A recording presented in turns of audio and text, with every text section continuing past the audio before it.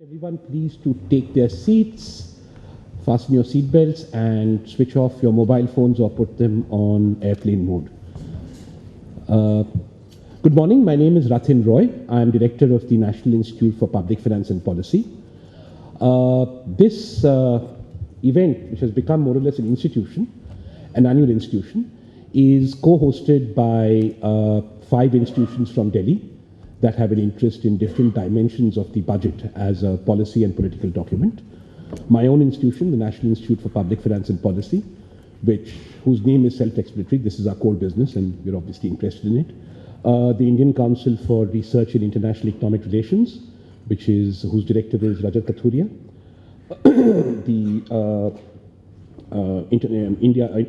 IDF is India Development Foundation. The India Development Foundation, whose director here is Dr. S.K. Shanthi, the extreme left. The National Council for Applied Economic Research, whose director is Shekhar, Shah here. And of course the CPR, the Center for Policy Research, whose director is Pratap, Bhanu, Mehta here. The first time I've actually mentioned all these 5 institutions in serial.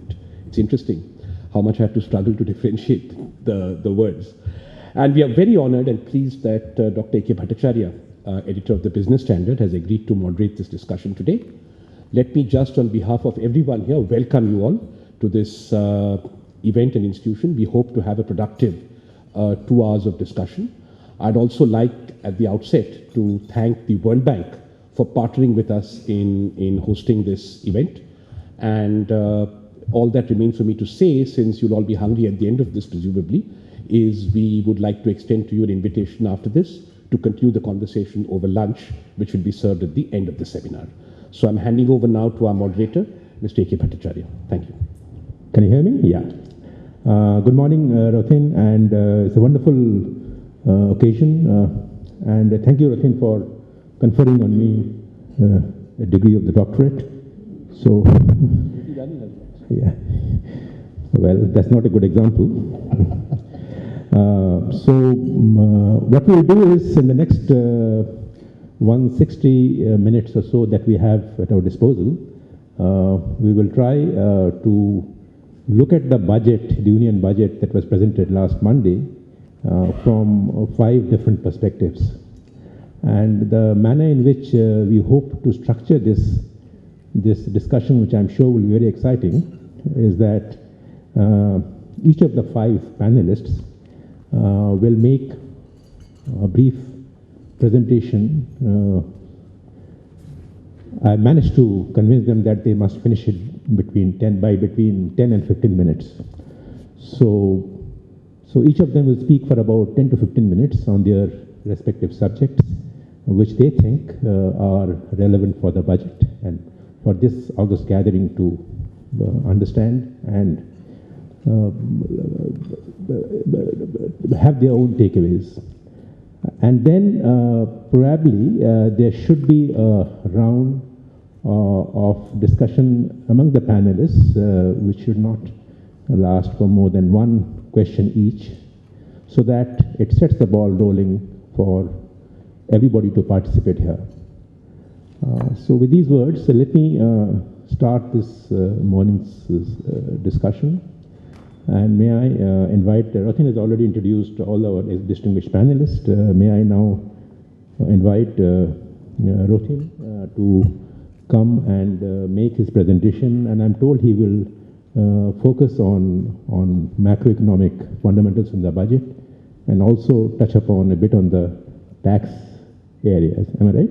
Yeah. Let me first lay out my overall impression of the budget, which is colored by the fact that,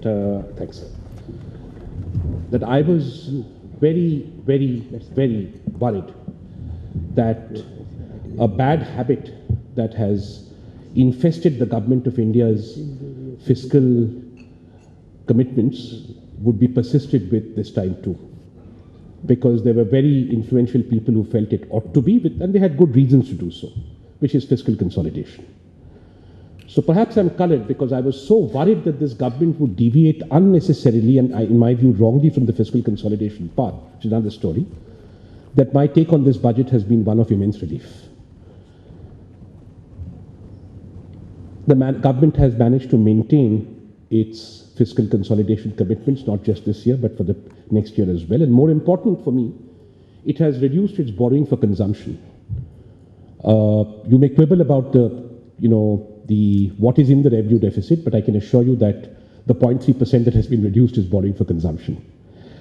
And this is important because what I have been looking at in terms of, India in many ways has become a weaker state than it used to be. And one fiscal dimension of this weak state is the fact that the central government has increasingly resorted to borrowing for consumption, and since we borrow only from our own countrymen, and since we do not print money anymore, this means effectively when the government borrows more for consumption, others have less borrowing to do for investment. And this is very important, I think. So this is what it's looked like. It's quite alarming. This is the story of the fiscal sort of degradation of the Indian state, in my view. A partial story, but an important one. That is where we were in 1981-82 in terms of the ratio of borrowing for consumption to total borrowing. The RD, the revenue deficit fiscal deficit ratio. And if you look at what's happened, it just went up merrily till 2003, 2004, almost secularly. Then the good times rolled, and of course, some of that kicked back on the budget, but then we went back to bad habits. And I'm very, very happy that now I see, for the first time, a downturn in this ratio.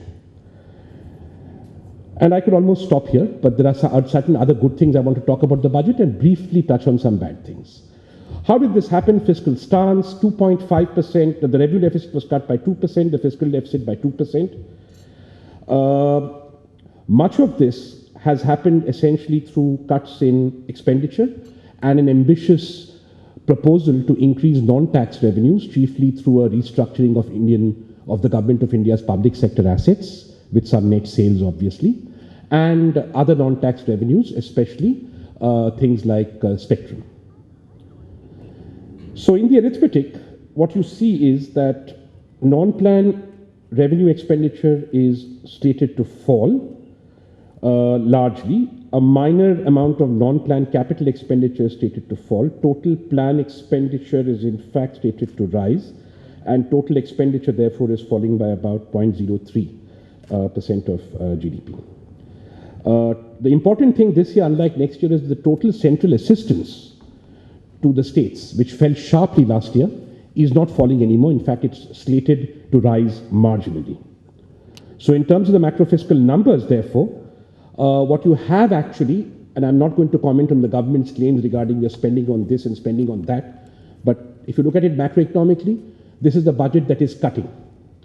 It's raising taxes a bit, but it's actually planning to cut expenditures too, and therefore, unless you have heroic expenditure switching, this is not a budget that is oriented towards spending on anything, development or otherwise, in my view, and we can take this up in the discussion. So that is not why I like the budget or dislike it.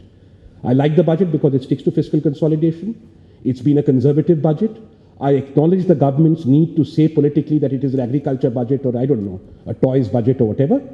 But leaving that aside, I think this budget is good for these basic fundamental fiscal reasons. Therefore, I also want to point out, I do this every year now, everyone says that we need more public investment. You are not going to get that from the central government because the central government borrows to consume. And sure enough, if you look at the change in public investment projected as a percentage of GDP, it is zero. And if you look at the medium-term fiscal profile of government, what they're projecting, it is slated to be negative in 2018 too. So this is not a budget about increasing public investment. So much of that debate, I think, was on false premises. And this is what the budget very clearly reveals. Therefore, the major heavy lifters on public investment will continue to be the states of India. And that is where the action ought to be. I had no objection, given that the states as a whole more or less do not run a revenue deficit, if you wanted to increase fiscal consolidation, if you allowed state borrowing limits to increase, but that has not been proposed or done. In any event, that will continue to be the case, I think, in the foreseeable future. So focusing on the budget of the union government as a locus for public investment, I think, is misplaced, and this shows that you also all too clearly. It's been misplaced for quite some time now. All right. I will now briefly touch upon a couple of things so I stay within time. The other two reasons why I like this budget have nothing to do with where money is being spent. I have for a long time been worried and maintained that the biggest problem we have with the business of fiscal policy making in India is that the the business process of fiscal policy has been broken, hasn't been atrophying for a long time. And for the first time, I see in this budget certain unglamorous but very important reforms that make an attempt to address this critical issue. The first, if you look at Part B of the budget, and I said I'm going to talk about taxation, and I've never ever liked to talk about, taxes on pan masala versus, I remember Mr. Chidambaram, my column on Friday, he made a lot about reducing taxes on cat and dog food. And I don't like this because this is an example of a non-serious government with not much to do in a small economy. India is not that anymore. We are a large economy and we have a serious government. It's high time these kind of grandiose, sort of absurd, frankly, things stopped. Read my column if you want bipartisan examples of this from 1990-91. This time it has stopped because Part B of the budget, which deals with tax proposals, more than half of it is about business process changes, reducing litigation, providing certainty, simplifying the tax system, rationalizing the tax system. We can go through this in the discussion, the details, but I think this is absolutely fantastic. This is the first time I've seen a budget that is not populist on the tax front, that is not gestural on the tax front, that actually admits that it is possible for the government of India to have a better social contract with the taxpayer than it has in the past, and I must applaud this. The headline corporate tax rate, the business of making sure that the headline corporate tax rate begins to move somewhere to the real tax rate, the average effective tax rate, I beg your pardon, has begun. Not in full measure, partly due to legal constraints, but the process has been embarked upon and embarked upon transparently. Ministry of Finance put up on its website 4 months ago precisely the proposal in the budget and asked for comments. Disappointingly few comments were received. My suspicion is industry is so comfortable with the existing system of, doing sort of side deals on taxation that this was something that they found either not credible or irrelevant. Well, I think that has changed. And I think this move, signals that. On the expenditure front, which is where the government of India's business process is really, really broken, our expenditure management system is absolutely shameful, in my view. And I've said this before in public, and it's okay. It is shameful. Until we recognize it, it's like an alcohol problem. We're not going to do something about it. I think this government has. I was very worried at the complete absence of any report of the Expenditure Management Commission being put in the public domain, despite the fact that I know that they've produced quite a few. Dr. Jalan is here, so I won't speculate on the reasons why not. But on the positive side, I'm very happy that I would imagine, I can't see where this would have come from, certainly not from the Department of Expenditure. That's not what they do. They don't think about management reforms. I see many, many practical, credible, solid reform proposals to make structural changes in fiscal management in the public expenditure reform area. I like the idea that we are going to look at, as a social democrat, I don't like the idea of privatization for the sake of bringing in money to the fisc. I don't think we are that badly gone yet. That's resolution heading to bankruptcy. I don't think the Indian state is heading to bankruptcy. But I do like the idea that the government of India has an asset portfolio, and one needs to look at this asset portfolio and decide how to finance the acquisition of new assets in roads or power or whatever, agriculture, and look at what assets can therefore be sold and how they can be sold to do this. A comprehensive, medium-term asset management strategy where the people responsible for the strategy, this time NITI Aayog, are separate from the people involved in implementing it. That has actually happened. So I do not treat the change of name of the Department of Disinvestment to the Department of Investment and Public Asset Management as purely cosmetic. I would normally do so. I think this is serious, and I think this brings for the first time a strategic framework in that front, which I think is excellent. I've never liked the use of the word schemes to describe public